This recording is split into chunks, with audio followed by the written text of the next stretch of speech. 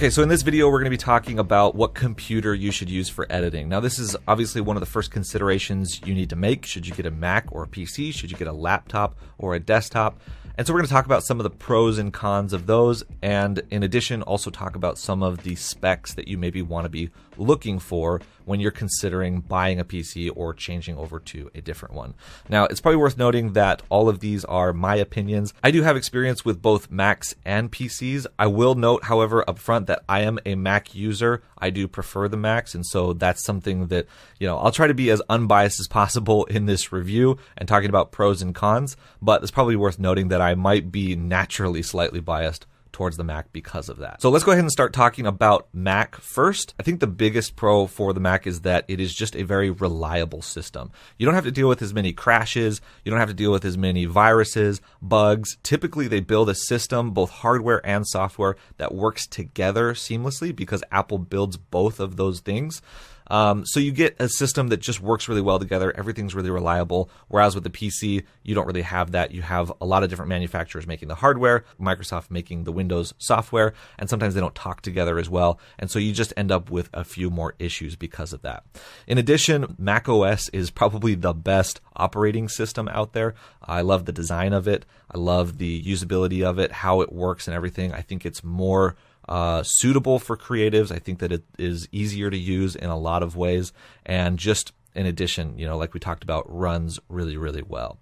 The other nice thing about Macs is that they have a really nice design, both the software and the hardware. Now, obviously, the design of the computer doesn't make a difference in the performance of your editing, but if you're the type of person who likes to have a clean workspace, a creative space that looks nice, you might consider that. And lastly, Macs support the top 3 editing software programs out there. So Premiere, Final Cut, and Resolve. You can take your pick from any of those 3, and there's a lot of other options as well on the Mac. Now, as far as cons go for Macs, well, the biggest thing is probably that they are fairly expensive for what you get.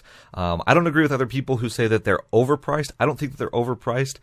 They do come with very high quality hardware, very high quality software. I think that they're well worth the price in the design and the hardware and the software that you get. However, for the performance that you get, for the power that you get on a Mac, typically you're going to end up paying more than you would on a PC. And going along with that, the other big con for Macs is that they are not upgradable. So you can't get into the internals of a Mac. You can't change out the RAM memory, the hard drive, all the components and everything. They kind of lock off all that system and make you use the components that they use, which means that if you want to upgrade your computer in the future, your only option is to go out and buy an entirely new computer rather than just going in and upgrading the hard drive or upgrading the graphics card or something like that, like you can with a PC. Now, when it comes to looking for Macs, the 3 that I would recommend, at least as of right now, is either the MacBook Pro, the iMac Pro, or the Mac Pro. So the MacBook Pro is going to be the laptop version. I wouldn't go with any of their other laptops. You could get away with it for sure. However, when you're editing, especially if you're editing 4K footage, you're going to want to get into a more powerful laptop, and especially with a laptop, you need that extra power. So I highly recommend that MacBook Pro. As far as the iMac Pro goes, again, that's a standalone all-in-one system that you can use that works really well. And then the Mac Pro is the tower version that is the very expensive one for really high-end power users. So if you're if you're one of those high-end power users, you may consider the Mac Pro. Now let's go ahead and jump over to PC and talk about some of the pros and cons of PCs. Probably the biggest pro of the PCs, unlike the Macs, is that they are much cheaper for what you get. So you get a lot more performance for a lower cost. And along with that, they're also upgradable. So if you wanted to upgrade your computer, as the years go by, there's better graphics cards, there's better hard drives out there. If you wanted to improve your computer, you can do that. All you have to do is go out and buy the components and replace them inside of your computer. You don't have to go out and buy an entirely new machine. As far as design goes on the hardware side, PCs have a really nice design too. It's a little bit of a different aesthetic though. So on the PC side, you can build out your own custom tower with RGB lights, and you can make it look really cool and different. Like I said, it's a different aesthetic than Apple, which is kind of clean and sleek, metal looking. So I guess it depends really on what you like. But design-wise, if you're trying to build out a really cool creative space and a desk, you can get away with a PC as well. It's really just going to be a matter of preference. However, on the con side of the PC, definitely at the top of that list for me is the operating system. Like I said, I really prefer the Mac OS software. I think it's so reliable, runs really well, just works really well. In comparison, Windows 10 is kind of, in my opinion, a little bit ugly and a little bit clunky, just the way it works. It's not as easy to get around. It doesn't make as much sense the way it works.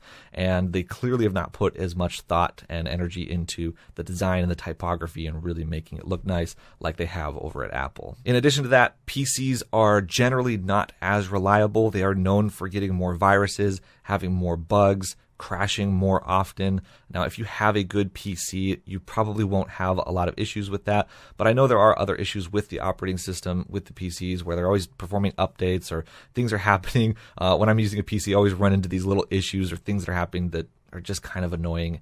And so you just kind of deal with that on the PC side. And the last thing about PC that you should consider is that it doesn't support Final Cut Pro. So if you're a Premiere Pro user or a Resolve user or something else, that's not an issue. That's totally fine. But if you're looking into getting into Final Cut or you already use Final Cut, then that's not going to be an option because Final Cut is an Apple software and they only make it for the Mac. Now, when it comes to recommendations for PCs to get, for me at least, that is a little bit harder for me to recommend. And there's a couple reasons for that. One is that I don't use PCs, and so I don't really know what the best ones are out there. However, a very quick Google search will probably give you top 10 lists all over the place as far as what the best ones are. But the other reason that it's hard to recommend is because of the sheer amount of PCs out there. There's so many different manufacturers that make so many different parts, that make all the different, monitors and towers and hard drives and all these things that you can kind of mix and match and combine whichever way you want.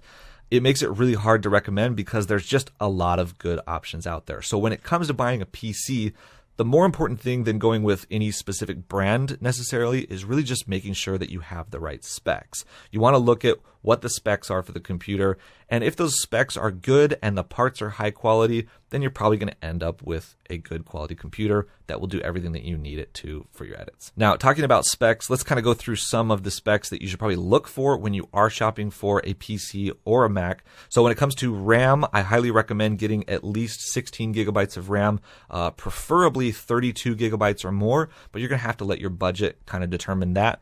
As far as internal storage goes, you really just want to get the biggest internal storage that you can with your budget. Obviously, a bigger one is better. It's going to allow you for more plugins, more software, more whatever you store on your computer without running out of space. But you don't need a ton, and don't think that you need to go out and buy a 2 terabyte, 10 terabyte, huge internal hard drive, because as we'll talk about when we talk about hard drives, you want to be storing your video files on external drives. And we'll talk a little bit more in the other video about why that is. But when it comes to internal drives, I do highly recommend getting solid state drives. I think you can still buy computers today that have hard drives, but most of them are switching over to solid state drives, and solid state is just way more reliable. It's way faster. Your programs will boot up faster. Your files will read faster. It's definitely worth the extra little bit of money in order to get the extra speed and reliability that you get out of solid state drives. And last, and certainly not least, is probably the most important part of your machine is the graphics cards. So when it comes to graphics cards, again, there's a lot of different ones out there from a lot of different brands, and they're updating every single year. So they're always getting better. It's impossible to stay up to date with it. So don't worry too much about the graphics cards. Look up which ones are the most powerful right now. And then maybe even, if they're outside your budget, you can go back a year or go back 2 years, and you'll probably find really good performance with any of those drives as long as they're within, a year or two old. So there you go. There's some information on computers, what computer you should use for editing, whether you should use Mac or PC, and some of the specs I recommend looking for when you're looking for a PC. Hope that's helpful, and we'll see you on the next video.